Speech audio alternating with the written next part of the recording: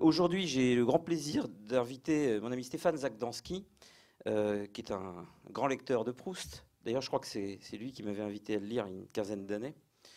Effectivement, Proust, ça tient la route. Je l'avais rappelé pour lui dire oui, ça tient la route.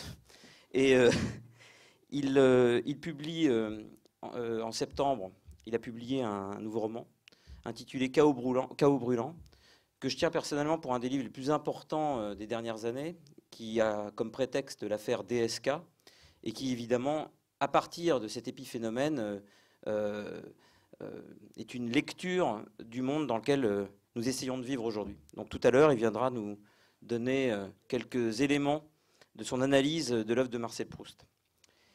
Alors, évidemment, mon obsession l'année dernière, c'était, quand je parlais de Kafka, c'était cette histoire de parole, de transmission de la parole, de vérité, et aussi de cette chose étrange qu'on appelle de temps en temps la réalité, et qui a fini par ne recouvrir que les choses qui se passent dans la rue, alors qu'évidemment la réalité, elle se passe tout autant dans les œuvres que dans le monde extérieur. Le passage que j'ai choisi, l'extrait que j'ai choisi, est issu donc de Proust, du Temps retrouvé. Je vais vous le lire évidemment tout à l'heure, mais en introduction, je voulais vous rappeler ce que j'avais dit l'an dernier, qui est que dans la transmission de la parole, dans sa fluidité, il y a des barrages, il y a des freins, il y a des choses qui empêchent la fluidité de la parole. Parmi ces choses, il y a l'histoire, il y avait le dessin, l'illustration, toute l'iconographie, tout ce qui peut pousser à une forme d'idolâtrie. L'image, le cinéma, mais aussi les écrans, font justement une sorte d'écran, font un barrage à la phrase, à la parole, et donc par conséquent à la pensée. Car, évidemment, je ne peux pas commencer ce séminaire sans vous rabâcher cet extrait d'Acheminement vers la parole d'Heidegger, où à mon avis il y a absolument tout. Du mot, la pensée l'équilibrant en toute rigueur, il ne serait plus jamais permis de dire « il est », mais au contraire, il donne, es gibt, et cela non pas au sens où il y a des mots, mais où le mot même donne, das Wort selber gibt, le mot, ce qui donne. Donne quoi? Suivant l'expérience poétique et suivant la plus ancienne tradition de la pensée, le mot donne l'être. Donc ce n'est pas simplement parce que les mots sont accolés entre eux, font des paragraphes, que c'est intéressant. C'est parce que derrière le mot donne quelque chose, il se donne d'ailleurs, il donne l'être. Donc s'il n'y a pas de transmission possible, s'il n'y a pas de fluidité du mot, il n'y a simplement pas d'apparition de la pensée. Et c'est pour ça que ce qui bloque la pensée, donc la liste que j'ai commencé, que je vais terminer, est un obstacle à toute forme de littérature possible. La commémoration est un blocage de la pensée. Le plagiat, les hommages, les clichés, Internet par exemple, dont on va parler longuement aujourd'hui, est une sorte de barrage à la pensée, contrairement à une idée reçue. Parce qu'on croit que c'est hyper fluide, Internet, mais pas du tout. C'est quelque chose qui permet d'amasser des collections et des collections d'archives à l'infini. Et c'est notre ennemi, l'archivage. L'archivage, c'est déjà le début du monument, parce qu'en empilant des données, on construit un monument, on entasse des pierres, on construit une statue. Et la mémoire, précisément, on l'a vu l'an dernier, c'est un processus qui permet d'oublier et non pas de se souvenir. Et l'oubli est fondamental pour la fluidité de la parole. Et Internet fait obstacle à ça. Il a une tête de fluidité, mais en fait, il n'opère qu'une chose, c'est la rétention. Il n'arrête pas d'empiler les informations. Il n'arrête pas d'empiler les informations sur les individus, mais aussi, vous pouvez avoir accès à Internet, et on parle de ça comme d'un exploit, alors que c'est le contraire, à des livres totalement oubliés sur des sujets qui ne passionnent plus personne, et des livres, les ouvrages, les livres doivent être oubliés, en tout cas les mauvais. Les livres anecdotiques, Ulysse de Joyce va rester, je ne me fais aucune inquiétude pour lui. Mais un manuel du XVIe siècle sur les ongles ou sur les orteils, ou un roman réaliste du XIXe siècle, ou l'œuvre intégrale de Paul Bourget, je me moque complètement qu'elle reste, elle n'a pas à rester. Il faut savoir aussi oublier ce qui a été produit. Et Internet ne le sait pas. Et la deuxième gravité d'Internet, évidemment, et on en reparlera également tout à l'heure, c'est la médisance, qui est un énorme péché dans la tradition juive. Internet, donc, empile et médit. Les images d'Épinal sont un ennemi de la transmission de la parole, et même de la parole. L'exactitude, la vérité, oui, l'exactitude, non. L'exactitude, c'est souvent un écran de fumée qui permet à la pensée de ne pas pouvoir se hisser jusqu'à la lueur. L'objectivité, n'a souvent servi qu'à voiler sous un discours technocratique la véritable pensée. Les proverbes, qui sont simplement des photocopies de clichés, la rhétorique, l'éloquence, donc le langage technique, tous les modes d'emploi, les machines à laver, etc. Voilà. La péroraison, évidemment, qui est un des sujets du texte de Proust que je vais lire aujourd'hui. L'indignation, mais l'indignation mécanique, l'indignation toute faite, l'indignation dans tout ce qu'elle a d'exagéré. Et, ce qui est moins politiquement correct, la compassion, d'une certaine manière, on le verra avec un petit exemple tiré de Nietzsche, la compassion peut être un obstacle au véhiculement et à la fluidité de la parole. Alors, je vais vous lire l'extrait de Proust. Je vais le situer dans un paragraphe plus large et ensuite je vais me recentrer sur quelques lignes. Quant au changement qui a fait... Pardon, je recommence. Je ne suis pas réputé pour lire très bien. Je vais faire un effort. Je bafouille. Je vais me concentrer, c'est bon. Quant au changement qui avait affecté les plaisirs de M. de Charlus, il resta intermittent, entretenant une nombreuse correspondance avec le front. Donc là, on est en 1915. Il ne manquait pas de permissionnaires à ses murs. Au temps où je croyais ce qu'on disait, j'aurais été tenté, en entendant l'Allemagne, puis la Bulgarie, puis la Grèce protester de leurs intentions pacifiques, d'y ajouter foi. Mais depuis que la vie avec Albertine et avec Françoise m'avait habitué à soupçonner chez elle des pensées, des projets qu'elle n'exprimait pas, je ne laissais aucune parole, juste en apparence, de Guillaume II, de Ferdinand de Bulgarie, de Constantin de Grèce, tromper mon instinct qui devinait ce que machinait chacun d'eux.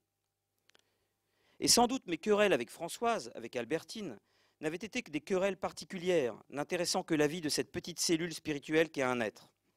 Mais de même qu'il est des corps d'animaux, des corps humains, c'est-à-dire des assemblages de cellules dont chacun par rapport à une seule est grand comme le Mont Blanc, de même il existe d'énormes entassements organisés d'individus qu'on appelle nations. Leur vie ne fait que répéter en les amplifiant la vie des cellules composantes. Et qui n'est pas capable de comprendre le mystère, les réactions, les lois de celles-ci, ne prononcera que des mots vides quand il parlera des luttes entre nations. Mais s'il est maître de la psychologie des individus, alors ces masses colossales d'individus conglomérés, s'affrontant l'une l'autre, prendront à ses yeux une beauté plus puissante que la lutte naissant seulement du conflit de deux caractères. Et il les verra à l'échelle où verrait le corps d'un homme de haute taille, des infusoires dont il faudrait plus de 10 000 pour remplir un cube d'1 millimètre de côté. C'est des microcellules, hein, les infusoires. Tels, des êtres unicellulaires. Telle, depuis quelque temps, la grande figure France remplie jusqu'à son périmètre de millions de petits polygones aux formes variées, et la figure remplie d'encore plus de polygones, Allemagne, avait entre elles deux de ces querelles. Ainsi, à ce point de vue, le corps Allemagne et le corps France, et les corps alliés et ennemis, se comportaient-ils dans une certaine mesure comme des individus. Mais les coups qu'ils échangeaient étaient réglés par cette boxe innombrable dont Saint-Loup m'avait exposé les principes. Et parce que même en les considérant du point de vue des individus, ils en étaient de géants assemblages. La querelle prenait des formes immenses et magnifiques, comme le soulèvement d'un océan aux millions de vagues qui essaye de rompre une ligne séculaire de falaises, comme des glaciers gigantesques qui tentent, dans leurs oscillations lentes et destructrices, de briser le cadre de montagne où ils sont circonscrits. Malgré cela, la vie continuait presque semblable pour bien des personnes qui ont figuré dans ce récit, et notamment pour M. de Charlus et pour les Verdurins, comme si les Allemands n'avaient pas été aussi près d'eux, la permanence menaçante, bien qu'actuellement enrayée, d'un péril nous laissant entièrement indifférents si nous ne nous le représentons pas. Les gens vont d'habitude à leur plaisir sans penser jamais que, si les influences étiolantes et modératrices venaient à cesser, la prolifération des infusoires atteignant son maximum, c'est-à-dire faisant en quelques jours un bond de plusieurs millions de lieues, passerait d'un millimètre cube à une masse d'1 million, un million de fois plus grande que le Soleil, ayant en même temps détruit tout l'oxygène, toutes les substances dont nous vivons, et qu'il n'y aurait plus ni humanité, ni animaux, ni terre, ou sans songer qu'une irrémédiable et fort vraisemblable catastrophe pourra être déterminée dans l'éther par l'activité incessante et frénétique que cache l'apparente immutabilité du Soleil. Ils s'occupent de leurs affaires sans penser à ces deux mondes, l'un trop petit, l'autre trop grand, pour qu'ils aperçoivent les menaces cosmiques qu'ils font planer autour de nous. C'est là que je vais commencer mon effet zoom, en revenant quand même sur ce que je viens de dire. Tels les Verdurins donnaient des dîners, puis bientôt Madame Verdurin seule, car Monsieur Verdurin mourut à quelque temps de là, Et M. de Charlus allait à ses plaisirs, sans guère songer que les Allemands fussent, immobilisés il est vrai par une sanglante barrière toujours renouvelée, à 1 heure d'automobile de Paris. Les Verdurins y pensaient pourtant, dira-t-on, puisqu'ils avaient un salon politique où on discutait chaque soir de la situation, non seulement des armées, mais des flottes. Ils pensaient en effet à ces hécatombes de régiments anéantis, de passagers engloutis, mais une opération inverse multiplie à tel point ce qui concerne notre bien-être et divise par un chiffre tellement formidable ce qui ne concerne pas, que la mort de millions d'inconnus nous chatouille à peine et presque moins désagréablement qu'un courant d'air. Madame Verdurin, souffrant pour ses migraines de ne plus avoir de croissant à tremper dans son café au lait, avait fini par obtenir de Cottard une ordonnance qui lui permit de s'en faire faire dans certains restaurants dont nous avons parlé. Cela avait été presque aussi difficile à obtenir des pouvoirs publics que la nomination d'un général. Elle reprit son premier croissant le matin où les journaux narraient le naufrage du Lusitania. Tout en trempant le croissant dans le café au lait et donnant des pichenettes à son journal pour qu'il puisse tenir grand ouvert sans qu'elle eût besoin de détourner son autre main des trempettes, elle disait « Quelle horreur! Cela dépasse en horreur les plus affreuses tragédies. » Mais la mort de tous ces noyés ne devait lui apparaître que réduite au milliardième, car tout en faisant la bouche pleine ces réflexions désolées, l'air qui surnageait sur sa figure, amené là probablement par la saveur du croissant, si précieux contre la migraine, était plutôt celui d'une douce satisfaction. Alors là, c'est absolument fabuleux tout ce qui se passe dans ce que je viens de vous lire.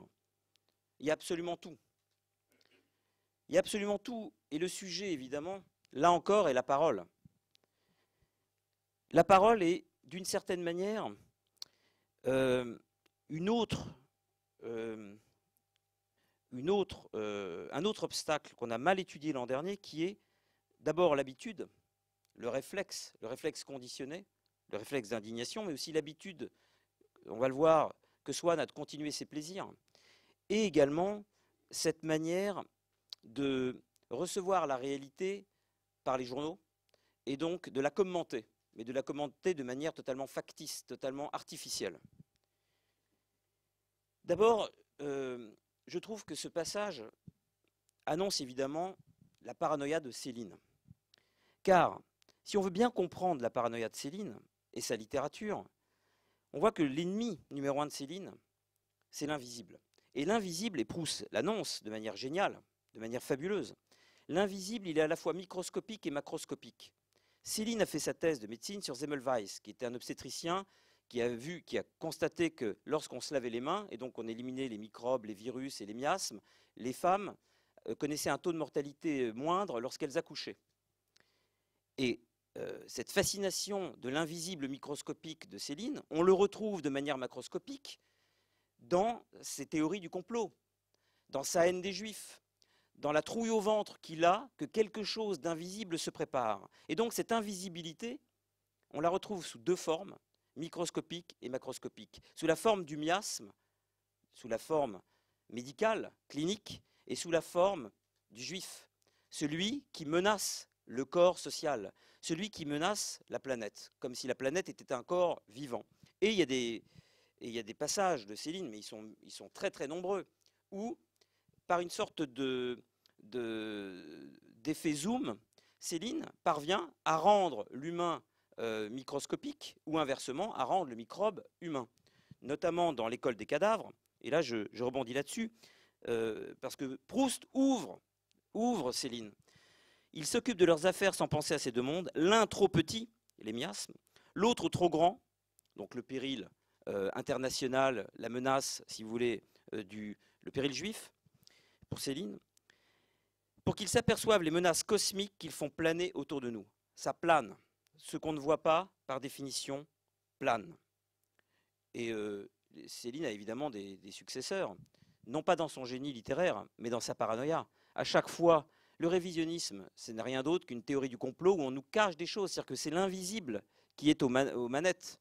Et c'est aussi pour ça que les révisionnistes sont autant obsédés par l'affaire, le problème juif, comme ils disent, que par les microbactéries ou le cyclone B qu'on peut voir apparaître dans les camps. Ce sont toujours des spécialistes de chimie, les révisionnistes, c'est normal. Leur attirance pour le macroscopique invisible n'a comme corollaire que leur fascination pour le microscopique invisible. Donc les mêmes qui sont experts de relations internationales, soi-disant, sont évidemment experts des microbes et du Zyklon B en parallèle. Alors voilà une manière dont Céline ramasse ces deux obsessions microscopiques et macroscopiques. Et je suis content de faire parler Proust et Céline dans cette première approche de Proust, parce qu'évidemment, je pense qu'on ne peut pas comprendre le XXe siècle si on n'a pas lu de très près ces deux œuvres qui sont, à mon avis, pour la France, celles qui nous permettent de comprendre comment la parole a pu penser le XXe siècle. Nous périrons sous les vainqueurs si c'est les fascistes qui gagnent, allemands, italiens, espagnols. Nous périrons sous nos alliés si c'est leur victoire, la victoire démocratique, la victoire des Juifs. Ça revient exactement au même d'une façon ou de l'autre. On sera saigné au finish, à blanc. Une autre victoire comme 18 et c'est la fin. La ruée suprême sur le patrimoine autochtone. La ruée des 1000 ghettos du monde sur ce qu'il reste de l'Empire franc. Vous m'en donnerez des vaches nouvelles communistes, frémissant de juiverie, cancre extasié, pharaon cocu, jobard incoercible, poire benette, si vous en rescapez. S'il en survit un seul de ces effroyables vêpres, et ça sera miracle, vous m'en narrerez de merveilleuses. Ils joueront vos osselets aux puces, vous entendez? Vos remplaçants, vos héritiers super émancipants, vos grands frères de coalition, vos osselets d'antifascistes, de héros libérateurs, aux puces. Ce sera enfin la bonne vie de Touraine en Côte d'Azur pour toutes les hordes persécutées, depuis des siècles qu'on leur promet. Grouillerie, alors ça commence, grouillerie afro-asiate, proche-orientale, furioso-démocrate, égalitariste, justicière, revendicatrice, superhumaine, soviétigène. Tout ça joliment francophage, radiné en trombe à la trompette juive, la racaille, arméno-croate, bourguibiane, valachoïde, arménioque, roumélianesque, toute la polichinellerie balkane en folle triomphale ventrerie. Vous serez servis, voltigeurs, la plus gigantesque aubaine de carambouillage jamais vue. Ça va dévaler en délire après la victoire démocrate dans vos sillons, vos campagnes. Ça va renverser vos montagnes, tellement qu'ils seront tous empressés de vider, retourner vos bleds, vos émancipatrices cités, vos dernières boutiques, les gars, d'enculer vos fils, vos compagnes. Ce sera la nouba kabbalique, le faridon du paradis pour toutes les crouilleries youpas, la grande ruffianerie internationale au ralliement de la Marseillaise. On va se marrer 2 minutes. Vous serez racornis, tamisés à zéro. Vous serez éteints, vaporisés. Ils sont encore des millions d'autres, et puis encore des millions d'absolument pareils aux mêmes, et vous les oubliez toujours dans vos lyrismes avariés, vos confuseries pérorantes, là-bas tassés qui se consument, des rats frémissants, peladés, pestilents, chassieux, réprouvés, persécutés, nécrophages, martyrs démocrates, qui se rongent de mille envies dans les tréfonds bessarabiens, hindoustagènes, kirghizaniques. Pensez, pensez toujours à eux, ils pensent toujours, toujours à vous. Vous voyez comment la grouillance est montrée. Il arrive à mêler le microscopique et le macroscopique. Et peut-être que le XXe siècle, la parole célinienne du XXe siècle est là pour dire ça, jusque dans sa furie, jusque dans sa folie. Et Proust, finalement, annonce avec un calme scolaire, avec un calme très cartésien, quelque chose qui va déborder ce cadre. Et c'est intéressant de voir que là, on est en 1915 dans Proust, et là, on est dans les années 30 avec l'école des cadavres. On voit comment la parole du XXe siècle va dire cette association du microscopique et du macroscopique. Alors on y va. Tels les vers du Rhin. Alors juste une chose.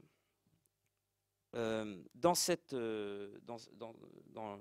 la première partie, on voit que ce qui va être cassé, avant que je vous lise l'extrait, on voit que ce qui va être cassé, c'est les habitudes de Swann, les habitudes des vers du Rhin. Les gens vont d'habitude à leur plaisir, sans penser jamais que si les influences étiolantes et modératrices, etc. Et en lisant, je voulais introduire aussi le livre de Stéphane comme ça, en lisant Chaos brûlant de Stéphane Zagdanski, je tombe sur un passage où Benjamin Brafman, l'avocat de DSK, explique à quel point l'habitude d'être tranquille, l'habitude d'être heureux n'est absolument pas une garantie que ça ne va pas recommencer. Et là, en l'occurrence, la Shoah. Donc je cite Stéphane Zagdanski citant Brafman, donc dans Chaos brûlant.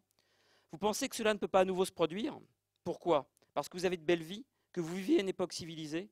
Nous avions une belle vie, nous vivions une époque civilisée, nous étions heureux et complaisants, mais nous n'étions pas vigilants, et nous avons marché droit vers l'Holocauste. Nos voisins, toute une nation d'hommes et de femmes ordinaires, cultivés, intelligents, courtois, se sont transformés en monstrueuses bêtes meurtrières qui s'acceptèrent de l'humanité et nous imposèrent un degré de brutalité indescriptible aujourd'hui, indescriptible alors, et que nul n'aurait pu prévoir. Et pourtant, c'est exactement ce qui a eu lieu. Ce fut même pire que le pire récit véritable que pourrait vous faire un survivant, parce que le cerveau n'est pas capable d'absorber tant de douleur sans exploser. Voilà pourquoi même les survivants, ceux qui ont tout vu, ne peuvent pas rendre compte de toute l'atrocité de cette expérience, de ses plus violents détails. Seule une victime comme moi, seul quelqu'un qui n'a pas survécu, peut vous dire toute la vérité, la maléfique, la démente, l'horrible, la terrible vérité de notre meurtre, de 6 millions de meurtres. Voilà, mes amis, pourquoi j'ai choisi de vous parler par la bouche de mon petit-fils, parce qu'en fait, Braffman fait parler son grand-père. Mon nom est Yechiel Michael Friedman, j'ai été assassiné à Auschwitz, ne m'oubliez jamais. Ce qui est intéressant, c'est qu'on voit que la parole, et là c'est très fort, c'est-à-dire que seul quelqu'un qui n'a pas survécu peut dire le XXe siècle, et peut dire en l'occurrence la Shoah. Seul quelqu'un qui n'a pas survécu. Et ce n'est pas un hasard si un des plus grands livres écrits sur la Shoah est sans doute, le livre d'Imre Kertész, Être sans destin, qui a utilisé une prose quasiment kafkaïenne pour dire la Shoah. Ce n'est pas une écriture journalistique, ce n'est pas sur le mode du témoignage, ce n'est pas sur le mode du reportage, c'est sur le mode romanesque. C'est-à-dire que une manière de pouvoir dire le XXe siècle et ses atrocités et ses aberrations et son impensable et son impensé peut, une manière, mais sans doute la seule, doit être la manière, non pas littéraire, mais celle de la parole, et donc celle de la littérature. Car ne jamais confondre le littéraire, qui est une affaire de grammaire et d'agrégé, et la littérature, qui est une affaire de parole, et souvent de solitude.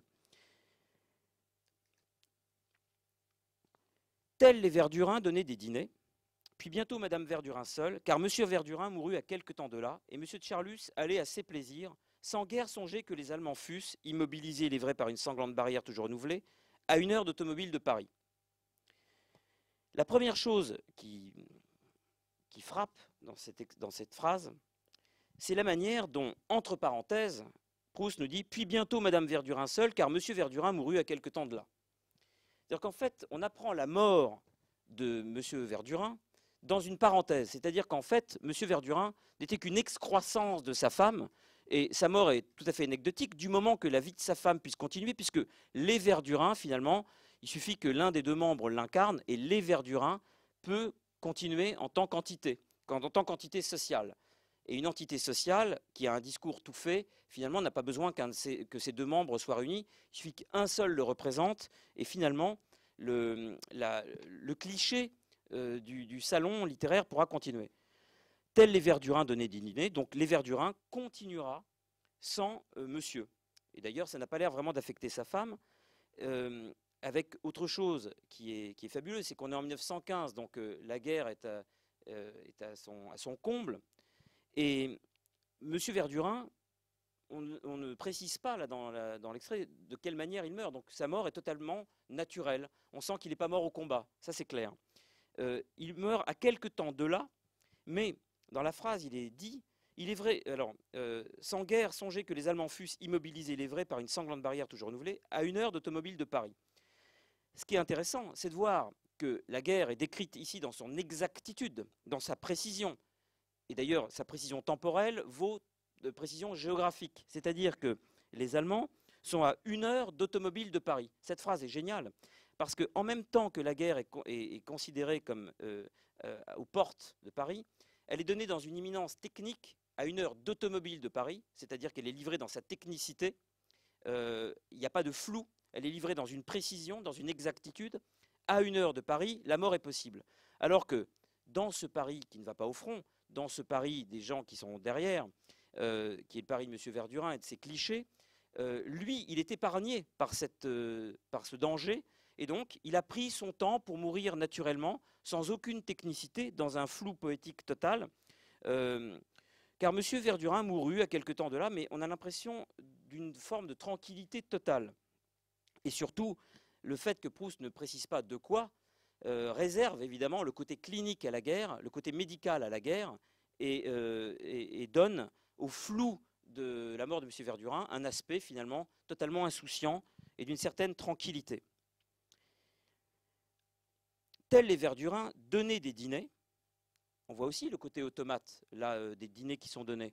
C'est-à-dire qu'on ne donne pas du tout de renseignements sur à qui sont donnés ces dîners, pourquoi ils sont dînés. Ils donnent mécaniquement des dîners, c'est-à-dire qu'ils sont dans l'habitude, dans une sorte d'automatisme commencé avant et qui perdurera après.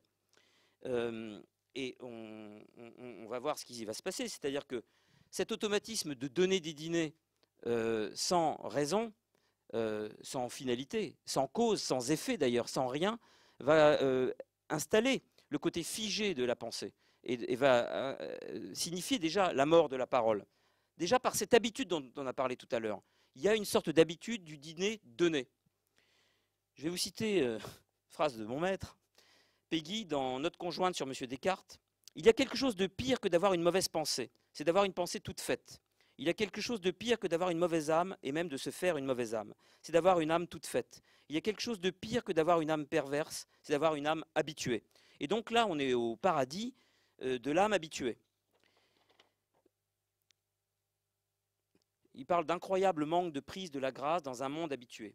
Il y a dans le monde et dans l'homme deux limitations. C'est marrant parce que ça a été écrit justement en juillet 1914, cette phrase de Peggy, enfin, ce texte de Peggy. Donc c'est totalement contemporain de ce que vivent les Verdurins.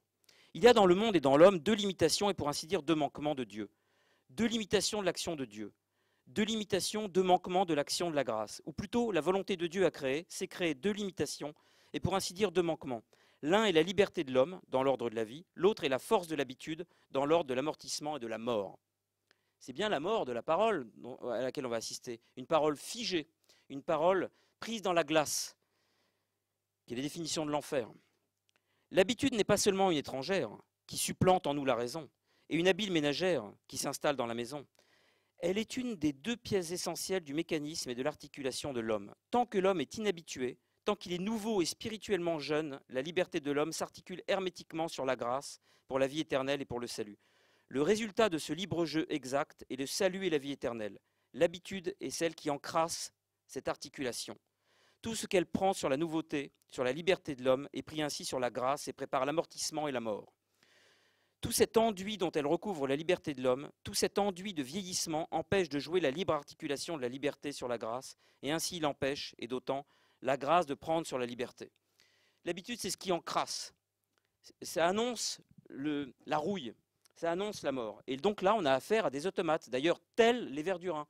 Les Verdurins sont pris ici comme une sorte d'exemple tel. Voilà, je vais vous donner un exemple.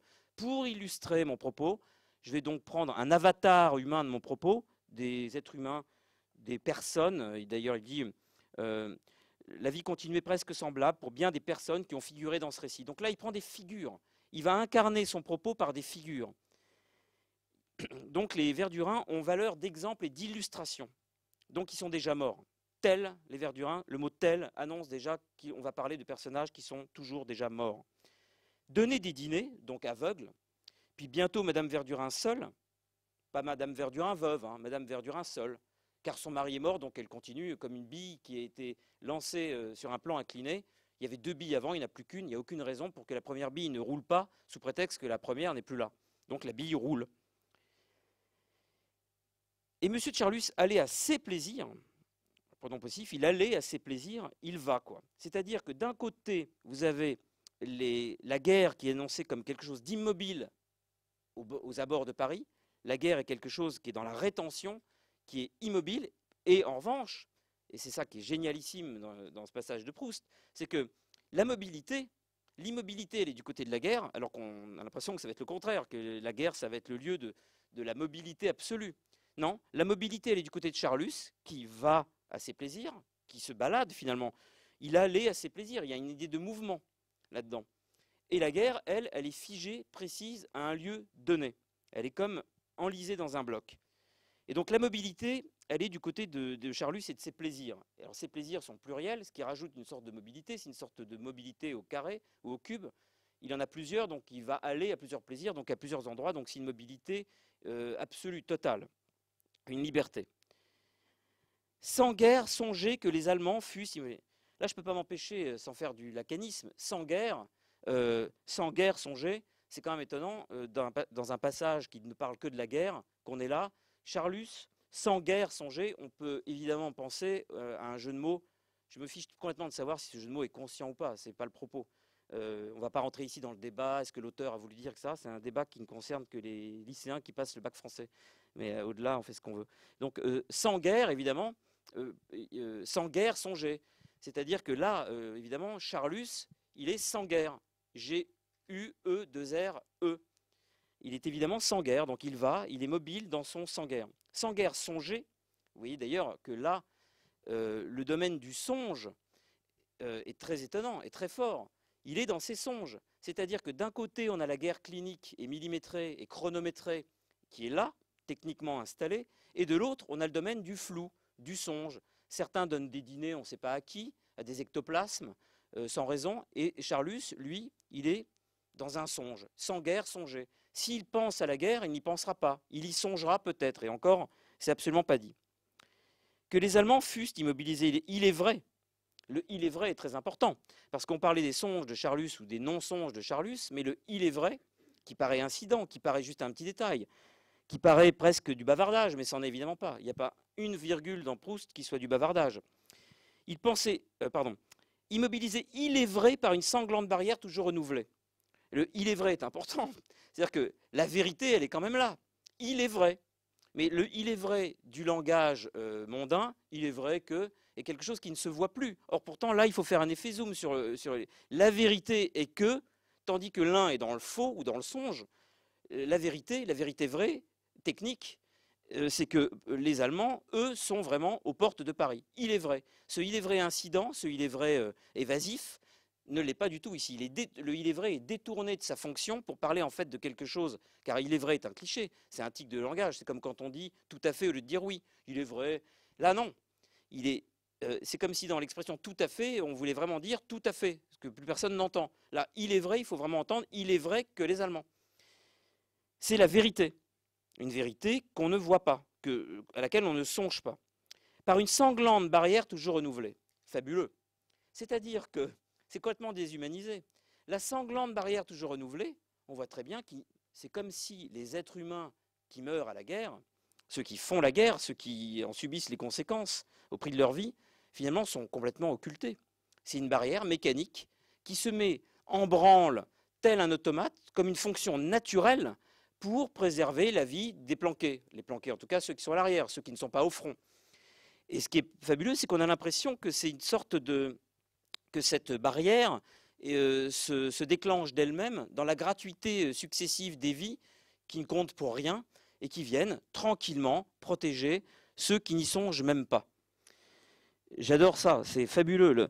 Je vous relis la phrase. « Tels les Verdurins donnaient des dîners », entre parenthèses, puis bientôt Madame Verdurin seule, car Monsieur Verdurin mourut à quelque temps de là. Le car est génial, car. Et Monsieur de Charlus allait à ses plaisirs, sans guère songer que les Allemands fussent, immobilisés, il est vrai, par une sanglante barrière toujours renouvelée, à une heure d'automobile de Paris. Donc la barrière, on a vraiment l'impression que c'est quelque chose qui pousse comme un arbre ou du lierre. Elle est là de manière totalement... Elle coule de source. Et donc les êtres humains qui l'incarnent sont ici totalement désincarnés, occultés, défigurés. Une génération spontanée de sacrifices humains parfaitement obéissante à la volonté indolente des planqués, toujours renouvelée. Donc on a l'impression aussi que c'est une chair, une matière première infinie et qui ne coûte rien et qui a plaisir à venir protéger les songes de Charlus. J'aime bien aussi la répétition du mot Verdurin, mot totalement ridicule, non absurde. Tels les Verdurins donnaient des dîners, puis bientôt Madame Verdurin seule, car Monsieur Verdurin. On voit très bien là quand même quelque chose de fou. C'est cette répétition mécanique d'un mot jusqu'à temps qu'ils ne veulent plus rien dire. Les Verdurins, bientôt Madame Verdurin seule, car Monsieur Verdurin, on est dans une espèce de rabâchage automatique aussi des noms, mais des noms qui ne signifient que leur propre vacuité. Il n'y a rien derrière. Madame et Monsieur semblent beaucoup plus importants que le nom de Verdurin. Et d'ailleurs, souvent Proust dit Charlus, et là il dit Monsieur de Charlus. C'est-à-dire qu'il insiste sur les Monsieur, Madame, etc., parce qu'il y a une certaine dignité. La dignité n'est pas du tout, et le respect et les honneurs rendus ne doivent pas l'être à ceux qui partent au combat, mais à ceux qui n'y sont pas, à ceux qui flânent et qui vont à leur plaisir. C'est eux qui ont de l'importance. Il allait à ses plaisirs. Ses plaisirs. Les Verdurins y pensaient pourtant, dira-t-on, puisqu'ils avaient un salon politique où on discutait chaque soir de la situation, non seulement des armées, mais des flottes. Donc là, on est dans l'ironie totale. Ils pensaient. On voit très bien là que, évidemment, il n'y a aucune pensée. Il n'y a pas du tout la moindre pensée. Ils y pensaient, c'est simplement une répétition de « ils y songeaient ». Et alors avec ce truc fabuleux, c'est que le contenu est censé donner un sens au contenant, c'est-à-dire le fait d'avoir un salon politique est censé légitimer le fait que les conversations sont de l'ordre de la pensée. Exactement comme si le fait d'acheter les partitions de listes font de nous un interprète génial. C'est pas parce qu'on a un Pléiade d'Hemingway en poche qu'on va avoir le génie d'Hemingway. C'est-à-dire que c'est pas parce qu'on est en contact avec quelque chose qui légitime une éventuelle fonction que par définition, dans une chaîne de causalité, on va pouvoir donner à cette coquille vide quelque chose de l'ordre de la pensée. Le fait d'avoir un salon politique, le fait d'avoir, si je monte un gymnase demain matin, je ne vais pas être je vais pas être un gymnase de premier ordre pour autant. Donc là, si vous voulez, on est dans l'habillage. C'est l'habit fait forcément le moine. Donc on est dans le camouflage. On est donc dans quelque chose qui empêche également la pensée. On est dans quelque chose qui finalement officialise l'inverse, le contraire de la pensée. Les Verdurins y pensaient. Pourtant, dira-t-on, le on est fabuleux, parce que c'est le on à qui on donne les dîners. C'est le nom de l'impersonnel. On, c'est évidemment personne. C'est les ectoplasmes dont je parlais tout à l'heure. On donne des dîners, c'est-à-dire on donne des dîners à on. Le on est évidemment une absence totale de sujet. C'est le on des automates. C'est un on du mécanisme. Dira-t-on. C'est aussi le on du quand dira-t-on. Puisqu'ils avaient un salon politique où on discutait chaque soir de la situation non seulement des armées mais des flottes. Là, c'est fabuleux, non seulement des armées mais des flottes. C'est-à-dire qu'ils s'intéressent tellement précisément au sujet que les flottes viennent en plus. C'est-à-dire qu'ils sont également spécialistes géopolitiques, militaires, etc. On voit très bien que la pensée est totalement inexistante, puisque il y a la répétition de chaque soir. Non seulement on donne des idées, mais chaque soir dans ce salon politique. Et là, finalement, le chaque soir, il renvoie à une manie moderne d'aujourd'hui, qu'on va voir encore plus tout à l'heure. C'est cette aberration du commentaire dans quelque chose d'infâme qu'on appelle en temps réel. Et là, finalement, Madame Verdurin et ses invités essayent d'abord d'être spécialistes de ce qu'ils ne sont pas, bien sûr, et donc de penser la situation en temps réel, chaque soir. En temps réel, c'est le temps évidemment, le temps mécanique du tweet, le temps de tout ce qui doit se faire, toujours en direct. Je vais vous lire à ce sujet, sur le temps réel, etc., un extrait que j'ai beaucoup aimé dans le livre de Stéphane. Tout est relié à tout, hein, vous avez bien compris. À force de nier le temps, cette planète ridicule s'est décatie à très grande vitesse. C'est d'une civilisation obsolète que participent non seulement les kiosques à journaux, les quotidiens aux éditoriaux aussi recyclables que le papier sur lesquels on les imprime, les torchons gratuits financés par la réclame, les insolents monceaux d'immondices illustrés appelés magazines, les diffusions en boucle des chaînes de désinformation, les débats débiles des chroniqueurs exténués par leurs navettes incessantes entre studios, radio et télévision, tels d'égotistes cochons d'Inde tournant à perpétuité dans leur cage, mais encore les gloses médisantes et ordurières des blogs, et même les vaguelettes saumâtres des commentaires, version connectée du courrier des lecteurs, où s'épanche l'insondable crétinerie désœuvrée des nouveaux pinailleurs du nihilisme, ces mal nommés internautes qu'on ferait mieux d'appeler entre nuls. Eh bien, cette cloaca maxima, multimédiatique, encore inimaginable il y a 10 ans, ce maelstrom insensé d'images, de commérages, de radotages électroniques, appartient pourtant à un monde prématurément flétri par l'apparition d'un nouveau Volapük virtuel dont ni le catholique Schleyer ni le juif Zamenhof n'auraient pu avoir l'idée. Et je vous avoue, mes deux jeunes disciples, Guy et moi, c'est Guy Debord, enfin un avatar, échangeons un sourire sans interrompre le Lucifer, dont la mégalomanie dynastique ne nous surprend plus depuis longtemps. Que je me réjouis pas peu de voir ces nouvelles générations d'animalcules sapiens gazouiller leur indigence dans leurs phrasés microscopiques de 140 caractères sur des machines à écran aussi miniaturisées que leur cervelle. Je trouve qu'on est en plein dans le sujet. C'est-à-dire que chaque soir, il faut remplacer par tous les 5 minutes. On refait la situation en temps réel, on envoie son gazouillis qui ne peut pas penser. Pensez bien que si on pouvait exprimer, tout le monde n'est pas Heidegger, tout le monde n'est pas Sioran. On ne peut pas envoyer comme ça des gazouillis de 140 lignes qui pensent, tous les 5 minutes, sur une situation qu'on ne maîtrise pas. Donc en fait, on continue à lui donner les dîners à la Verdurin, sauf qu'on les donne depuis un iPhone. Et on ne lit plus le journal comme Madame Verdurin, mais on reçoit les informations sur ce même iPhone ou sur un iPad ou sur Internet. Et on pourrait trafiquer le texte de Proust et en le rafistolant bien, on pourrait parler très facilement des réseaux sociaux. Il pensait en effet à ces hécatombes de régiments anéantis. Donc là, on est sur iPad, puis on regarde par exemple ce qui se passe en Syrie, tout en donnant rendez-vous à une petite amie, en gazouillant, en disant tiens, machin est chauve, tiens, il a grossi, en tweet. Voilà, la médisance, information, irréalité, écran, on a tout. D'ailleurs, l'écran est fabuleux parce que là, on est étymologiquement dans le truc, c'est-à-dire que l'iPad et l'iPhone font vraiment écran. Là encore, il y avait un salon politique.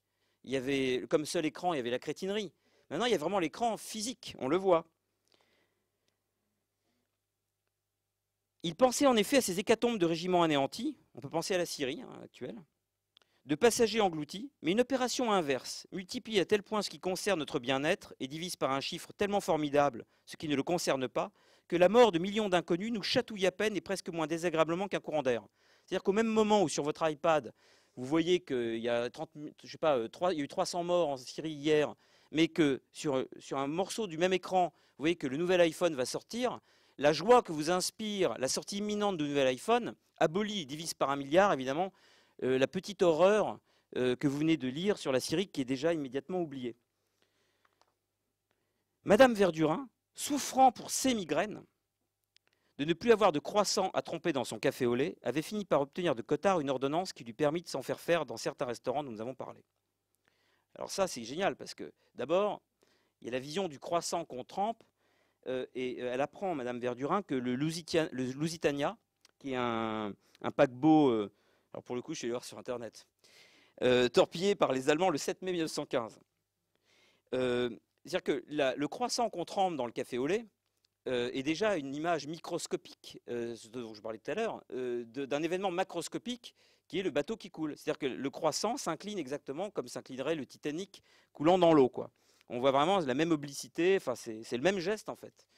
Et donc on a ce qu'a annoncé Proust tout à l'heure, le microscopique et le macroscopique, dont Céline nous a aussi parlé, car il nous parle en ce moment. Souffrant pour ces migraines, alors on ne connaît pas le chiffre exact, on ne connaît pas le nombre de morts qu'ont pu faire ces migraines. De ne plus avoir de croissant trempé dans son café au lait. Alors ce que j'aime, c'est le café au lait. C'est-à-dire qu'en aucun cas, elle ne peut se contenter de café. Exactement comme elle continue à être les Verdurin sans Monsieur Verdurin, son café continue d'être au lait, quoi. Conflit mondial ou pas, le café sera au lait. Ça ne sera pas simplement du café. Au front, il fait ce qu'on peut, mais imperturbablement, le café restera au lait. C'est innégociable d'une certaine manière. Et c'est son effort de guerre à elle, Madame Verdurin, que d'avoir fini par obtenir de Cottard une ordonnance qui lui permet de s'en faire dans certains restaurants dont nous avons parlé. Alors, il y a plusieurs choses. La conséquence de la guerre sur Madame Verdurin, la conséquence numéro 1 de la guerre sur elle, c'est quoi? Eh bien, c'est plus grave que la mort de son mari, qui n'était qu'une excroissance. C'était de ne plus avoir de croissant à tremper dans son café au lait. C'est la chose qui l'a le plus traumatisée. Parce qu'elle avait des migraines. Elle n'avait pas d'espèce de bourdonnement lié au tir d'artillerie. Elle n'avait pas non plus une jambe fantôme, un membre fantôme qui la gratouillait. Non, elle avait des migraines. Peut-être qu'elle imaginait le front et qu'elle entendait des obus très très lointains dans son imaginaire. Elle y songeait peut-être. Mais en tout cas, elle avait des migraines pendant que les gens se trouent à coups de baïonnette. Elle avait des migraines et surtout, la conséquence numéro 1 du conflit mondial, c'est qu'elle ne pouvait plus tremper son croissant pour régler ce problème de migraine. Et donc, elle a fait son effort de guerre à elle. Elle est partie en guerre d'une certaine manière pour qu'on lui restitue, via une ordonnance, ce croissant qui avait été un des dégâts collatéraux de ce conflit mondial. Cela avait été presque aussi difficile à obtenir des pouvoirs publics que la nomination d'un général. Alors il y aurait un livre à faire sur la notion de presque. La notion de presque, vous savez, j'ai presque été reçu à ce concours, j'ai presque failli jouer avec Johnny Hallyday sur scène, j'ai presque failli être rentré dans la Pléiade, j'ai presque réussi à sortir avec la plus belle fille du lycée. En fait, on veut nous faire croire, et il y a une théorie écrite là-dessus, que le presque, c'est une catégorie de la réussite, mais en moins bien. Or, pas du tout, ce sont des catégories métaphysiques complètement différentes. C'est comme le talent et le génie. Le génie, ce n'est pas le talent en mieux. Eh bien, le presque, ce n'est pas la réussite en moins bien. Le presque, c'est une catégorie métaphysique dans laquelle se passent en général beaucoup de choses désagréables, notamment la médisance, la haine, etc. Et les citoyens du presque sont en fait pas seulement les ennemis des citoyens de la réussite, mais une catégorie qui ne pourra... Enfin, il y a une sorte de frontière inaliénable, un peu comme entre la Corée du Sud et la Corée du Nord, entre les gens du presque et les gens du « oui, on a réussi ».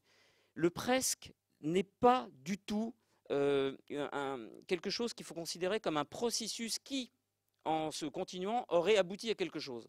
Le presque est scié à sa base.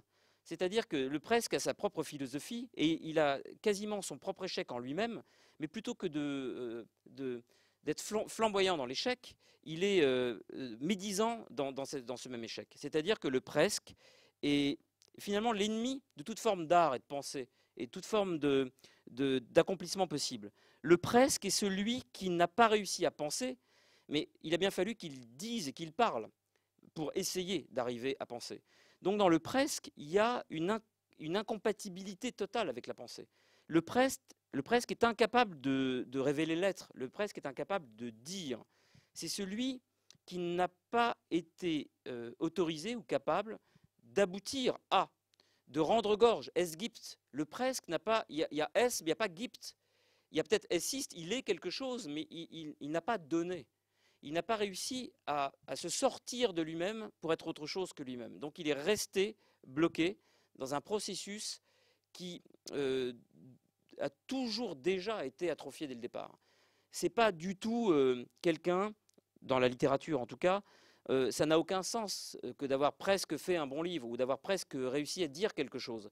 Si on a presque dit, c'est qu'on a plagié, c'est qu'on s'est inspiré, c'est qu'on a caricaturé, c'est qu'on a mal digéré.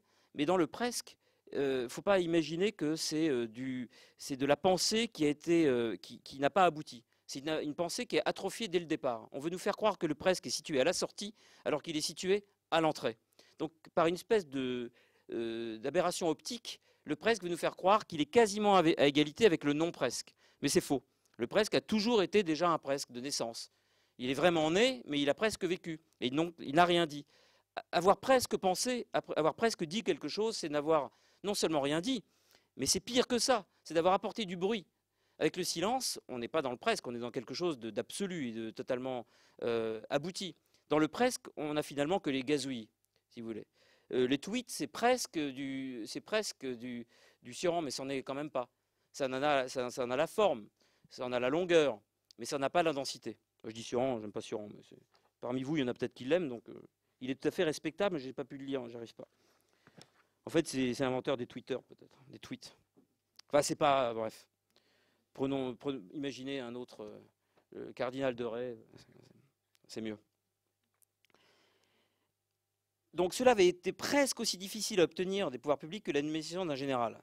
Sauf qu'on voit que c'est deux catégories métaphysiques totalement différentes. Et là, je crois que c'est l'acmé du paragraphe. Elle reprit son premier croissant le matin où les journaux narraient le naufrage du Lusitania. C'est grandiose. C'est-à-dire que là, le naufrage du Lusitania est vraiment le décor de l'événement le plus important, si vous voulez. Au premier plan, il y a, comme événement qui fait en fait la une de son journal intime, le fait qu'elle reprit son premier croissant ce matin-là. Le matin où, voilà une petite date à retenir de manière mnémotechnique, le Lusitania a fait naufrage. C'est un épiphénomène, ça n'a aucune importance. Alors, évidemment, on peut alors je reviendrai là-dessus, hein, tout en trempant le croissant dans le café au lait et donnant des pichenettes à son journal, pour qu'il puisse se tenir grand ouvert sans qu'elle eût besoin de détourner son autre main des trempettes. Vous voyez, un peu comme, il y a quelque chose de génial, parce que elle donne des pichenettes et des trempettes, et elle a le croissant, en fait. Quand elle a le croissant dans les mains, elle a le Lusitania dans les mains. Donc c'est Gulliver, Madame Verdurin, c'est un géant. Elle donne des pichenettes, on a l'impression que les millions de morts de la guerre, ou les millions de noyés, sont noyés parce que, comme Gulliver avec les Lilliputiens, c'est elle qui a foulé des pichenettes. Et d'ailleurs, les termes en hête qui induisent quelque chose de petit, pichenette, trempette, vous voyez, en fait, c'est le Lusitania qui fait trempette. Donc il y a quelque chose de gigantesque chez elle, et on pourrait considérer quasiment, c'est encore le microscopique, qu'elle est responsable de tout ça, sans le faire exprès. Comme quand les géants se baladent, en fait, ils font des millions de morts en marchant, mais ils ne s'en aperçoivent pas, ils ne sont pas vraiment méchants. Et le génie de Proust ici, c'est qu'on a l'impression que d'une certaine manière, les victimes du Lusitania et toutes les victimes de la guerre sont des victimes de la balade de cette géante qu'est Madame Verdurin, en donnant des pichenettes à son journal pour qu'il puisse tenir grand ouvert, sans qu'elle eût besoin de détourner son autre main des trompettes. Elle disait « Quelle horreur, cela dépasse en horreur les plus affreuses tragédies ». Mais la mort de tous ces noyés ne devait lui apparaître que réduite au milliardième. Vous voyez, c'est un géant, Madame Verdurin, c'est Gulliver. Car tout en faisant la bouche pleine, ces réflexions désolées, vous voyez que la bouche pleine, c'est quelque chose d'extrêmement grave, parce que, on l'a vu dans la lettre au père, que le père de Kafka lui dit en fait des onomatopées judaïques, c'est-à-dire qu'il essaye vaguement de lui transmettre la parole, mais comme il est à table et qu'il a la bouche pleine, qui d'ailleurs à son fils ne parle pas la bouche pleine, mais lui il le fait, on voit que la parole ne peut pas se transmettre quand la bouche est pleine. Donc vraiment là il y a tout. Il y a donc le fait que, comme elle est un géant en face de cet épiphénomène qu'est la guerre, dont elle est sans doute responsable avec ses pichenettes, elle balance des clichés. Quelle horreur, cela dépasse en horreur les plus affreuses tragédies. Elle est dans cette indignation mécanique dont on va reparler.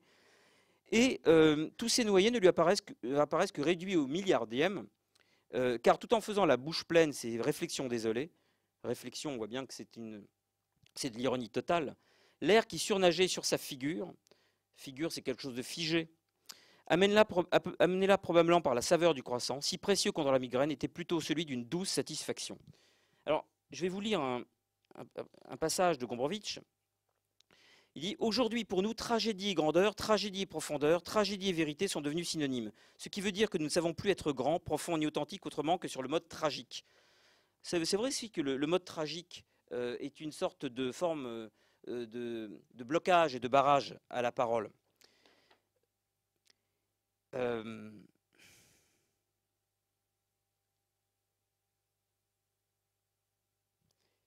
Il y a des intellectuels partout, Peggy. Il y a des intellectuels partout et il y a des intellectuels de tout. C'est-à-dire il y a une immense tourbe d'hommes qui sentent par sentiment tout fait. Quelle horreur, elle le dit, hein. Quelle horreur. Cela dépasse en horreur les plus affreuses tragédies. Il y a une immense tourbe d'hommes qui sentent par sentiment tout fait. Dans la même proposition qu'il y a une immense tourbe d'hommes qui pensent par idée toute faite. Et dans la même proportion, il y a une immense tourbe d'hommes qui veulent par volonté toute faite. Dans la même proportion qu'il y a une immense tourbe de chrétiens qui répètent machinalement les paroles de la prière. Et l'on pourrait aller longtemps et passer dans tous les compartiments, et l'on pourrait dire, dans la même proportion, il y a une immense tourbe de peintres qui dessinent par des lignes toutes faites. Il y a aussi peu de peintres qui regardent que des philosophes qui pensent. Il est vrai que l'immense majorité des hommes pensent par idée toute faite, par idée apprise. Mais il est vrai aussi, de même et partout, il est vrai que l'immense majorité des hommes voient par vision toute faite, par vision apprise. Il y a une paresse universelle et pour ainsi dire infatigable. C'est le travail qui se fatigue, mais la paresse, mais la fatigue ne se fatigue pas. Empêcher l'homme de descendre certaines pentes, n'est-ce point un travail de géant ? Empêcher l'homme de descendre certaines pentes sentimentales, certaines pentes morales, certaines pentes de conduite, n'est-ce point le travail et la plus grande partie du secret de tant d'art et des plus grandes morales? Empêcher l'homme des habitués, désentraver l'homme, désentraver l'homme de descendre certaines pentes mentales, si seulement on y réussissait, certaines pentes de pensée. Soyons convaincus qu'il y avait la matière, objet, à une très grande logique, à une très grande morale, à une très grande métaphysique. C'est-à-dire, en fait, la métaphysique de la parole qui va, de la parole qui peut se dire, qui peut donner, le Esgypte. Alors, de manière totalement ironique, parce que je ne peux pas lire Gombrowicz sans être totalement dupe de ce qu'il dit, Gombrowicz essaye de prendre le point de vue de Madame Verdurin dans son journal. On pourrait gloser longtemps sur ce texte parce que c'est plus complexe que ça. Il défend une sorte de localité comme universalité, mais je pense aussi qu'il y a une forme d'ironie, parce que comme il était quasiment à demeure à cause de sa pauvreté, il ne pouvait pas voyager beaucoup, et donc je pense qu'il a fait contre mauvaise fortune bon cœur, il a décidé de s'enfermer dans une position où l'ultra-localité peut donner sens à sa vie. Samedi, une vie limitée, locale. Donc je reviens aux Verdurins. Ils sont dans leur salon et ils ne vivent le monde que par une sorte d'analyse et de commentaire de ce qu'ils lisent dans les journaux. Ils tweetent. Une vie limitée, locale. On vit de ce que le jour apporte. Personne ne regarde autour de soi. Chacun regarde son propre sentier défiler sous ses pieds. Travail, famille, gestes, vivre, tant bien que mal, concrètement. C'est fatigant et attirant à la fois. Ah, j'aspire tellement à cette limitation. J'en ai déjà assez du cosmos. Je constate en moi la crise de l'universalisme. Je suppose que c'est la maladie du siècle. Son diagnostic est le suivant. De siècle en siècle, nous avons élargi nos horizons. Notre vision a fini par embrasser toute notre planète. Nous exigeons une morale pour tous, une loi pour tous pour tous, tout pour tous. Et puis il s'avère que c'est au-dessus de nos forces. Catastrophe, déception, banqueroute. C'en est fini pour moi de la panégalité, de la toute justice, du tout amour et de toute universalité en général. Ce n'est pas que je n'en veuille pas, mais je ne peux pas l'assumer. Je ne suis pas Atlas pour porter sur mes épaules le poids du monde. Moi qui naguère encore reprochais aux catholiques et aux communistes leur égoïsme aristocratique face aux animaux, me voici qui conteste l'égalité entre les humains mêmes. Que de contradictions en moi! Serait-ce que je me constitue en réaction contre tout ce processus d'universalisation en cours? Je suis tellement formé à la dialectique, tellement préparé à avoir dépassé ces thèmes dont m'a farci mon époque. Banqueroute du socialisme, de la démocratie, de l'esprit scientifique, que j'attends presque avec impatience la réaction imminente. Je suis pour ainsi dire moi-même cette réaction. Me rétrécir, me limiter, ne vivre que ce qui est ma vie, une vie concrète et privée. J'en ai par-dessus la tête des théoriciens qui voudraient m'intéresser à la Chine. Je n'ai jamais vu la Chine, je ne la connais pas, je ne suis jamais allé. J'en ai assez qu'on m'ordonne de regarder en frère un homme qui n'est pas mon frère. Je veux m'enfermer dans mon cercle sans chercher à voir plus loin que de me le permet ma vie. En finir avec cette universalité maudite qui m'entrave plus que la plus exiguë des prisons et renaître à la liberté du limité. Je prends note de ce désir en moi, aujourd'hui attend-il. Finalement, ce qu'il fait, c'est que la faiblesse de Mme Verdurin, il la transforme en force. Plutôt que de faire semblant de s'intéresser à, de livrer une parole qui n'est que du presque, il préfère faire d'universalité sa limite et non pas de faire semblant d'aller au-delà de ses limites par du verbiage et du bruit et du cancan. Sur le vocabulaire technique, Gombrowicz l'envisage ici. C'est-à-dire qu'une autre manière de considérer que la parole est creuse, c'est de voir que dans les salons politiques de Mme Verdurin, on devait gloser en utilisant des termes qui ne veulent rien dire, c'est-à-dire des termes appris par cœur dans les journaux, où nous, aujourd'hui, quand on voit la manière dont les politiciens parlent, avec un langage qui n'a comme but que de nous faire oublier le langage, qui n'est qu'une dissimulation, un voile, c'est-à-dire un langage technocratique ou techniciste, qui est celui des modes d'emploi des machines à laver, qui est une autre manière dont la société s'y prend pour occulter, non pas le réel, qui n'existe pas, mais la vérité. C'est-à-dire une manière de parler pour empêcher la parole d'avoir lieu. Je vais vous lire encore un passage, et après j'en aurai quasiment terminé, du livre de Stéphane, un passage très réussi sur justement cette glose, ces commentaires, mais aussi cette présentation de la réalité sous la forme de ce qui est le contraire même de la parole et le contraire même du langage, c'est-à-dire pire encore que le cliché. C'est l'inverse du cliché, c'est-à-dire un langage qui est destiné à ne pas être compris par autrui et qui, en même temps, trimballe ce que trimballe ici Mme Verdurin, un total égoïsme. Car la parole doit être une forme d'amour, c'est une forme de prière, la parole même littéraire, et donc il doit y avoir de l'empathie.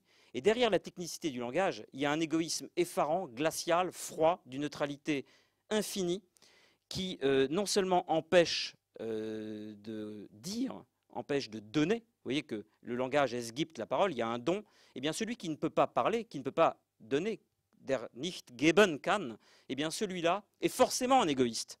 On retrouve ce qu'on a dit tout à l'heure avec Heidegger. Quand la parole ne donne pas, c'est une parole d'égoïste. Et je trouve ce passage dans ton livre, Stéphane, sur l'égoïsme, vraiment très, très réussi. DSK de Lynn du crâne. Nelson, c'est son gardien, le connaît mal. Rien ne saurait atteindre son être en fuite calfeutré, empli de lui-même, de ses propres mots. Pas de ses mots, M-A-U-X. Ces mots, M-O-T-S, ceux des formules toutes faites. Donc on l'a par exemple dans Quelle horreur de Mme Verdurin, dont il se crédite en permanence, qui tresse depuis toujours un paravent entre lui et le monde. Sauf que DSK, lui, c'est pas Quelle horreur. Son Quelle horreur à lui, sa manière de ne pas dire à lui, c'est dans le langage dont nous parle maintenant Stéphane, équation statistique, baratin socio-économique, notation algébrique de ces inlassables parties d'échecs, tournure conciliante hypocrite dès qu'une divergence surgit avec un autre être humain. Depuis toujours, DSK s'assourdit d'assertions, non pas au sens banal où il s'écoute parler, mais au sens où, comme dans les cabines des avions où le vacarme des réacteurs est atténué par un dispositif électronique anti-bruit, les mots de DSK produisent un contre-bruit, un brouhaha inverse, une sourdine captivante qui lui permet de ne pas entendre l'écroulement de tout et les hurlements de ceux qui appellent à l'aide sous les décombres.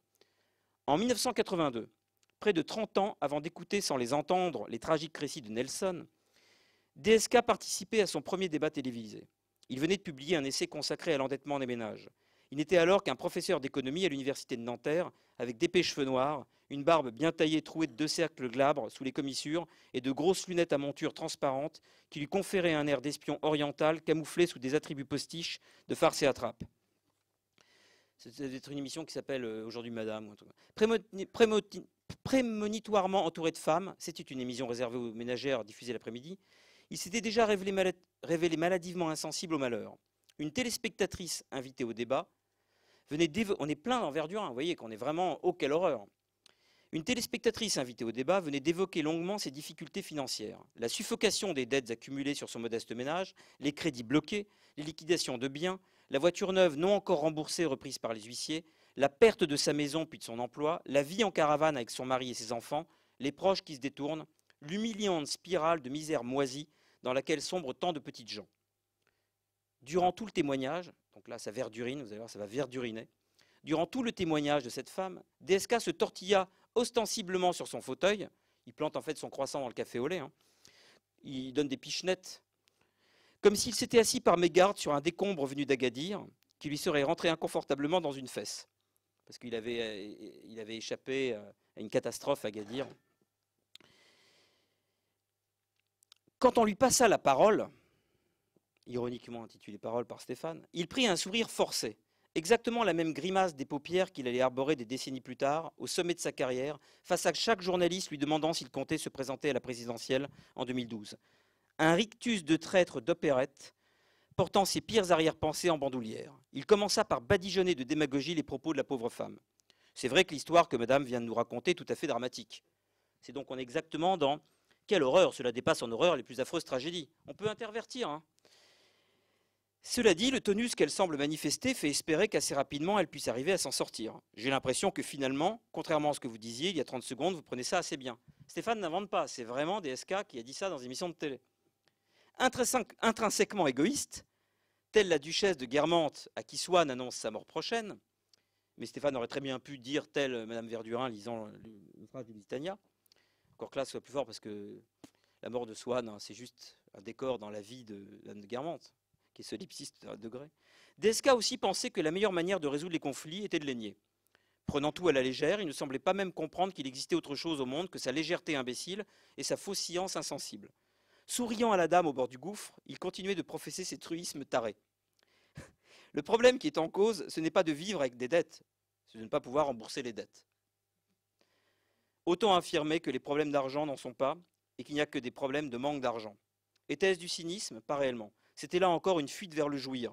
Les envolées vides, les sourires factices, les grands mots puisés au vocabulaire socio-économique le plus consternant. Le corps social, la solidarité intergénérationnelle, les fluctuations des taux d'activité, la capitalisation collective, la transmission héréditaire du patrimoine non humain, servaient de flèches du part, protégeant sa retraite vers la concupiscence, intimidant l'adversaire par leur sérieux de façade, le maintenant à distance par l'apparente inaccessibilité de leur signification. Ayant à répondre à un discours humain, DSK tournait en boucle autour du creux qui lui servait de cœur. Était-ce du mensonge? Non plus. Elle ment pas, Madame Verdurin. DSK, le premier, avouait l'inanité de sa discipline. Se balançant sur sa chaise, il écouta posément une question de la présentatrice permanentée. Il s'ennuyait visiblement et répondit avec une franchise qui aurait désarmé n'importe quelle présentatrice permanentée si elle avait pu envisager l'imposture que recouvre l'appellation économiste-sociologue. Dominique Strauss-Kahn, vous êtes économiste-sociologue. Est-ce qu'on observe un changement de mentalité face aux dettes, face au crédit, face à l'argent que l'on doit? Écoutez, répondit DSK avec un léger agacement dans la voix qu'il maquilla derrière un sourire forcé. De façon générale, on n'observe pas grand-chose. On essaye de faire des hypothèses à partir de quelques éléments qu'on a, et elles valent ce qu'elles valent. C'est-à-dire rien, qu'il une fraction de seconde l'honnête tentation d'ajouter. Et alors, c'est vrai que quand je vous disais qu'il y avait des choses qui bloquaient la parole, la médisance, tout à l'heure, l'indignation, après je vais terminer, je vais conclure avec Nietzsche sur l'indignation, la compassion, la fausse compassion, plutôt c'est ça Nietzsche dont il parle, la compassion. Il y a aussi, Stéphane, un truc qu'on pourrait ajouter, qui est un des chapitres de ton livre, c'est la péroraison, la notion de péroraison. On n'est pas loin du pépiment. Un exemple de... Parce qu'en plus, Stéphane met la péroraison techniciste de DSK et ensuite le SMS. Tout aussi technicien, mais dans un autre genre. Et il les colle l'un à l'autre. 30 ans plus tard, cette sorte de franchise serait définitivement bannie des conférences lénifiantes du FMI. Elle se réfugierait dans les SMS débiles que DSK enverrait à ses amis par 12 heures entre deux péroraisons sur la crise mondiale. Donc péroraison, la poursuite du processus de réduction de l'effet de levier dans les établissements financiers de par le monde, conjugué à l'effondrement de la confiance des consommateurs et des entreprises, affaiblit partout la demande intérieure. Le repli du commerce mondial se poursuit à un rythme alarmant et les prix des produits de base se sont effondrés. SMS, j'emmène une petite faire les boîtes de Vienne, ça dit de venir avec une demoiselle? Voilà deux manières dont la parole est atrophiée. Et si vous voulez, la manière, parce que là il dit une petite demoiselle, mais en général DSK il appelle les femmes, vient avec du matériel. Donc on voit très bien que quand la parole n'existe pas, quand on est incapable de dire, donc de penser, parce que DSK, contrairement à sa réputation de grand intelligent, j'ai rien contre lui personnellement, mais c'est un type qui n'a jamais pensé de sa vie. D'ailleurs, pour penser, il faut déjà ouvrir un livre autre qu'un livre d'économie. Et je pense que, pour le coup, que c'est quelqu'un qui n'a jamais pensé. Il a peut-être réfléchi, ça c'est bien, il a sans doute réfléchi. Quand on joue aux échecs, on réfléchit. Mais penser, c'est pas du tout réfléchir, ça n'a strictement rien à voir. Déjà, penser, c'est dire. C'est pas permis à tout le monde de pouvoir dire. Et donc lui, il prouve qu'il ne dit rien. Car entre dire à une femme qu'elle est du matériel et dans l'autre, donner des gloses sur la société qui n'ont qu'une finalité, c'est de voiler le vide, on est dans tout sauf de la pensée. Donc on peut être quelqu'un d'intellectuellement très intelligent et ne pas penser. D'ailleurs, la pensée n'a jamais été l'apanage ni le monopole des gens intelligents. Ça n'a strictement rien à voir. L'intellect et la pensée sont deux choses qui de temps en temps ont à voir, mais je ne pense pas que les grands écrivains soient des gens qui ont forcément, comme on dit, parce qu'on est dans la technicité, un quotient intellectuel. C'est bon pour résoudre des tests de QI ou gagner aux échecs. Mais ça ne dit rien sur la parole et sur la littérature. Nietzsche, le gai savoir, le sérieux pour la vérité, du sérieux pour la vérité. Que de choses différentes les hommes n'entendent-ils pas par ces mots? Or, les mêmes opinions, les mêmes sortes de preuves et d'analyses qu'un penseur éprouve, comme une légèreté à laquelle, à sa honte, il a succombé à tel ou tel moment. Ces mêmes opinions peuvent donner à un artiste qui les découvre et qui vit pour un temps avec elles, la conscience que désormais le sérieux le plus profond pour la vérité l'a saisi, et qu'il est digne d'admiration, lui, bien qu'il soit un artiste, de n'en avoir pas moins montré le plus sérieux désir du contraire de l'apparence. De la sorte, il est possible que par son pathos même du sérieux, quelqu'un trahisse la façon superficielle et limitée dont son esprit avait joué jusqu'alors dans le domaine de la connaissance. Et ne sommes-nous pas trahis par toute chose que nous prenons avec gravité? Elle montre où gisent nos lourdeurs et en quoi nous manquons de poids. C'est génial. Il parle de Proust. Avec l'humour, là vous avez une petite chance de montrer que vous pensez. Mais dès lors qu'on vous oblige à faire quelque chose de sérieux, on voit la vacuité de votre pensée. Et moi je vais plus loin. Si vous voulez savoir si quelqu'un pense, vous lui demandez juste d'écrire. Si vous voulez savoir ce qu'un chanteur, un réalisateur de film, un acteur, un intellectuel, un homme politique pense, le simple fait de savoir s'il a une pensée, c'est de lui donner une feuille et d'écrire ce qu'il veut. Si, dans ce qu'il écrit, il n'y a aucune trace d'humour, c'est bien la preuve qu'il ne pense pas. Car de l'humour à l'amour, il n'y a pas loin, et l'humour est une forme d'empathie, c'est une forme d'ouverture à l'autre, de don. Dans l'humour, il y a un esgypte. La parole se donne, on pourrait gloser là-dessus, mais il n'y a aucun grand écrivain, donc grand penseur, qui naît de l'humour. Tous, Heidegger le premier, Proust, Céline, Joyce, Kafka, sont des gens, si vous les avez lus de près, vous avez Balzac aussi, et pas simplement Rabelais, on dit toujours l'humour c'est Rabelais, mais non, mais d'accord, je parle des gens qui ne font pas école de l'humour. Il est impossible d'avoir lu ces grands écrivains sans avoir eu au moins une fois dans sa vie. Normalement, on en a plus, on en a 150 fois par roman, mais un éclat de rire. C'est-à-dire que l'humour n'est pas du tout l'absence de pensée, c'est sans doute ce qu'il véhicule. Alors que l'esprit de sérieux, lui, avec sa technicité, avec ses clichés, vient colmater toute voie vers la parole. Je termine juste, j'ai vraiment terminé, sur l'égoïsme. Nietzsche, parce qu'on parlait d'Esgypte, celui qui est égoïste ne peut pas donner. Il y a pas de l'être ne peut pas apparaître sous le mot. L'égoïsme est la loi de la perspective de la perception qui fait paraître grand et lourd ce qui est proche, tandis que toutes choses perdent de leur grandeur et de leur poids selon l'éloignement. Donc on est dans Madame Verdurin et c'est Pichenette. Et je vous jure que c'est terminé, Stéphane, je te laisse la parole. C'était sur la compassion, ça me semble très important. Nietzsche, la volonté de souffrance et les compatissants. Je n'aurai pas le temps d'aller jusqu'au bout, mais peut-être que la prochaine fois j'en parlerai, parce que ça va très loin. Vous est-il à vous-même avantageux d'être avant tout des hommes compatissants? Et est-il avantageux aux hommes qui souffrent que vous le soyez. Cela même dont nous souffrons le plus profondément et le plus personnellement est incompréhensible et inaccessible à presque tous les autres. C'est en quoi nous restons cachés au prochain, dût-il manger avec nous à la même marmite. Partout, en revanche, où nous sommes remarqués en tant que souffrants, notre souffrance est expliquée de la manière la plus plate. Il appartient à la nature de l'affection compatissante de dévêtir la souffrance étrangère de ce qui lui est essentiellement personnel.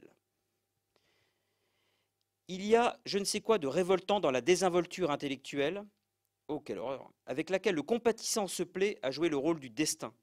Il ignore tout de cet enchevêtrement et de ses conséquences intérieures qui se nomment malheur pour moi et pour toi. L'ensemble de l'économie de mon âme et la compensation de celle-là par le malheur, l'irruption de nouvelles sources et de nouveaux besoins, la cicatrisation d'anciennes blessures, le refoulement de différents passés, tout ceci qui peut être lié au malheur n'inquiète nullement la chère âme compatissante. La religion de la pitié, ou le cœur, commande de secourir, et l'on croit avoir le mieux secouru quand on a secouru le plus promptement. Si vous autres adeptes de pareilles religions pratiquez réellement pour vous-même cet état d'esprit dont vous témoignez envers vos semblables, qui ne voulaient pas même laisser une heure durant, votre propre souffrance se reposer en vous-même pour aller sans cesse au-devant de toutes sortes de malheurs possibles, si vous éprouvez absolument la souffrance et le déplaisir en tant que mauvais, haïssable, digne d'être supprimé en tant que tard de l'existence, c'est qu'outre votre religion de la pitié, vous avez encore une autre religion dans le cœur, et celle-ci est peut-être la mère de celle-là, la religion du confort. Ah, combien peu de choses savez-vous de la félicité de l'homme, vous autres âmes confortables et bienveillantes, car bonheur et malheur sont deux frères jumeaux, qui ou bien grandissent ensemble, ou bien, comme c'est le cas chez vous, demeurent petits ensemble. Mais revenons maintenant à la première question. Comment est-il seulement possible de rester dans sa voie? Comment quelques cris nous en distraient? Il est rare que notre œil ne se découvre alors quelques situations qui ne nous commandent de laisser notre propre affaire pour accourir. Je le sais bien. Il est mille manières honnêtes et louables pour m'égarer loin de ma propre voie, manière hautement morale, il est vrai. Oui, les actuels prédicateurs de la morale, de la pitié, vont même jusqu'à prétendre que cela, et rien que cela, serait moral. S'égarer de la sorte, loin de sa propre voie, et accourir auprès de son prochain.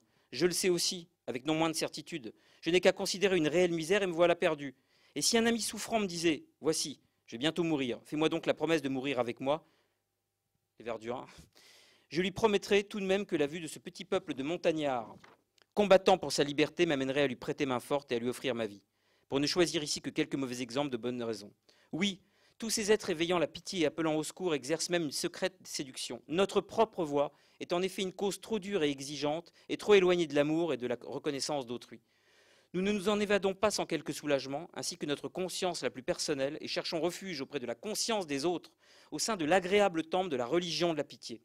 Sitôt qu'il éclate une guerre quelconque, aujourd'hui, ce n'est jamais sans l'irruption d'une volupté, évidemment, tenue secrète, justement chez les hommes les plus nobles d'un peuple. Ils se précipitent avec ravissement dans le nouveau danger de la mort, parce qu'ils croient trouver enfin, dans le sacrifice pour la patrie de cette permission longuement cherchée, la permission d'éluder leur propre but.